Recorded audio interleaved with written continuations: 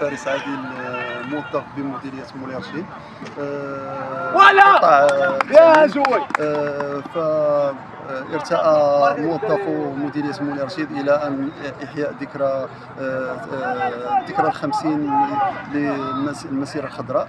فبهذه الذكرى حاولوا رجال التعليم بالقطاع بالمديرية إلى أن يحيوا الذكرى عن طريق تنظيم دوري كرة القدم الذي جرت به العادة على كل سنة. فالدوري يتكون من 4 فروق: فريق النهضة، فريق المديرية، فريق التضامن، ثم فريق جمعية الهدف. فكنشكروا على جميع المشاركين وعلى إحياء الذكرى اللي عزيزة على قلب المغاربة.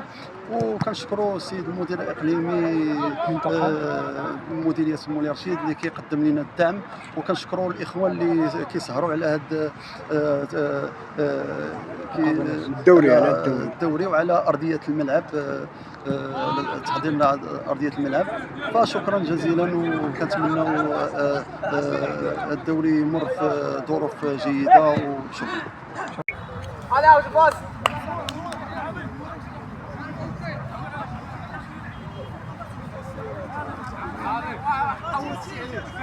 بسم الله الرحمن الرحيم.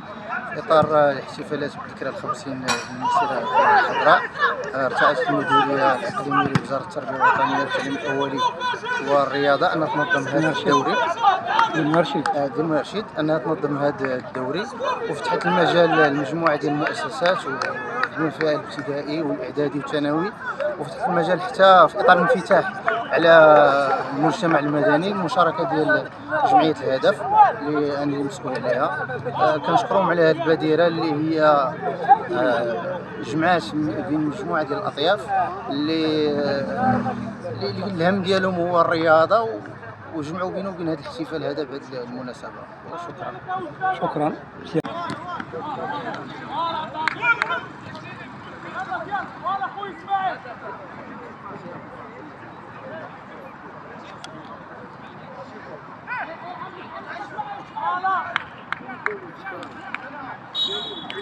كنتواجدوا الآن في فضاء الزلاقة، كنشاهدوا مقابلة مناسبة المسيرة الخضراء، ذكرى 50 للمسيرة الخضراء. مديرية مولاي رشيد أساتذة قايمين بواحد الدوري مناسبة عيد المسيرة الخضراء، دوري الأساتذة.